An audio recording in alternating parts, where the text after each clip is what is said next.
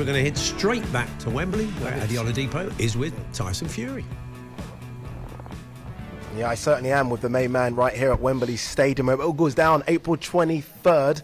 Remember, it'll be live and exclusive on talkSPORT. The main man is with us right now as well. Tyson, I have to say, straight off the bat, you look in incredible shape already. Thank you very much. I have been working on my shape, staying fit outside of training camps and always staying active and always staying fit. So I'm ready to rock and roll this weekend if need be. Let's get to the elephant in the room. No Dillian Whyte. Look, you know how difficult it is to push fights. You've done your own when you fought Deontay Wilder, turning up to press conference in between training camps. How annoying is it that you break your training camp to be here and he's not here? You know, it's not really annoying for me because I expected him not to turn up to the press stuff, so it was nothing new for me. I know I have to do my job that I'm contracted to, or else I'm going to get in trouble with breaching contracts and all that sort of stuff, and it's not somewhere I want to go with my career and life, so I do what I say I'm going to do, turn up, play the game, do all the media stuff. I said to the girls here and the guys, I said, make sure you do as much media as you can today, because while I'm in camp now, this is it. So I'm here all day, so just get as many as you can in. Everybody ask me the questions they want to, do all the filming, do everything today, because there's not going to be another opportunity to do this until press week of the fight. Don't you, because look, you're a master of the mind games. You've been that. Even before the Klitschko fight, well, I thought he was absolutely fantastic in terms of completely messing with his mental state. Don't you miss the opportunity to try and do that with Dillian Whyte? Not really, because Dillian Whyte, I'm already in his mind now, because he couldn't come here today for whatever reasons. He didn't want to do the talking, didn't want to do the face-to-faces, he didn't want to do the back and forths. So for him not wanting to get involved in the mind games, I'm already in his mind for free. Yeah. So it's whether he likes it or not, I'm already in his mind because he didn't turn up today, and he didn't turn up for a reason of he didn't want to do the media, he didn't want to be involved with me, he didn't want to get me to get in his head and all that. So therefore, I'm already in there. There was murmurings about this fight potentially being maybe in the Middle East, maybe even in the States. It's happening here at Wembley Stadium. Talk to me about fighting in front of 100,000, but also talk to me about fighting in front of your British fight fans again, because a lot of them wouldn't have been able to travel for your last Wilder fight. That's right, yeah, and the people who didn't travel, people who stayed up till 4 or 5 in the morning for the Wilder fights and the other fights, it's a reward for those guys, you know, to be back here, to be back celebrated in your own country and on the pedestal, on the biggest sporting event that the country's liable to see in a long time. It's fantastic, you know, it's fantastic to be here, being a part of this event. It's fantastic for my family, my legacy, everything. To be boxing at the Capitol Stadium with 100,000 people in a world title fight, you know, it doesn't happen every day. And this is why it's a shame for Dillian, because although his advice would have been not to go to the press conference with his promoter and whoever else, his advisors, then for him as a person and as a sportsman, as a boxer, it's bad for him. He's going to miss this, isn't he? Yeah, he's going to miss it for sure. Whether it's whatever he don't want to sell any tickets or whatever he doesn't want to do, that's business aside.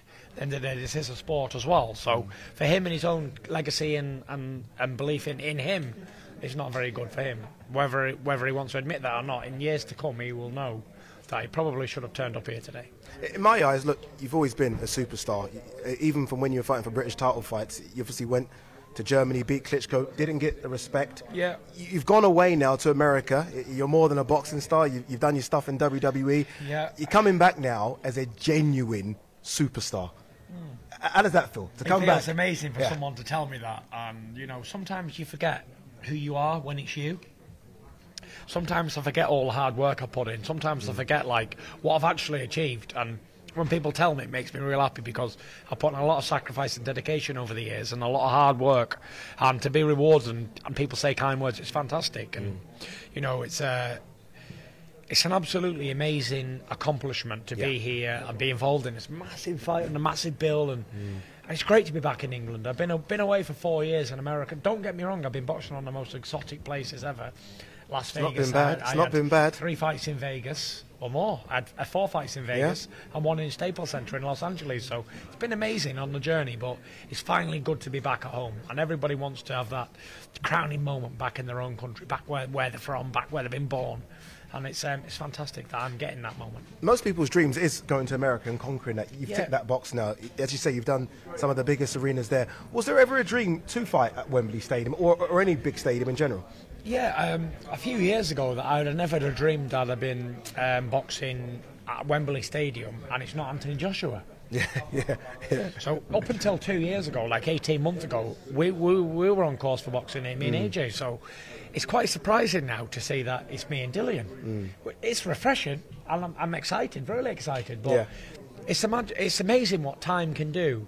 A short period of time that this wasn't even on the cards, and now it's happening, and now it's a realistic thing that's happening, and not a dream anymore.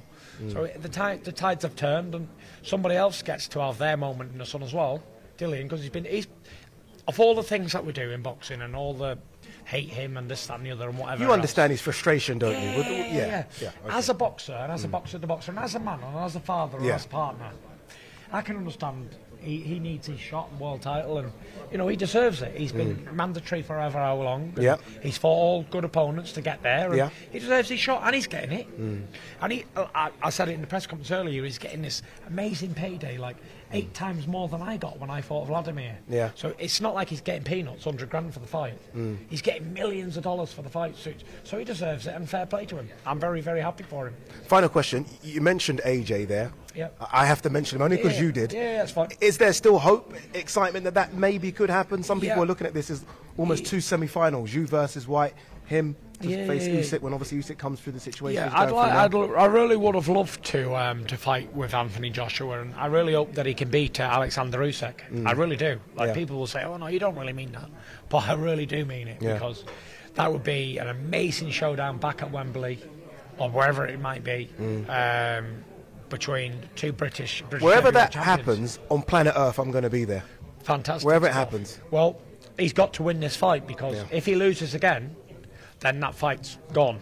Difficult sell, isn't it? It's a difficult thing to try and put back on, but hopefully he wins it. And I don't like to talk about what's going on in the world and all that with other people's problems, but it's not looking good that for his rematch, in my opinion.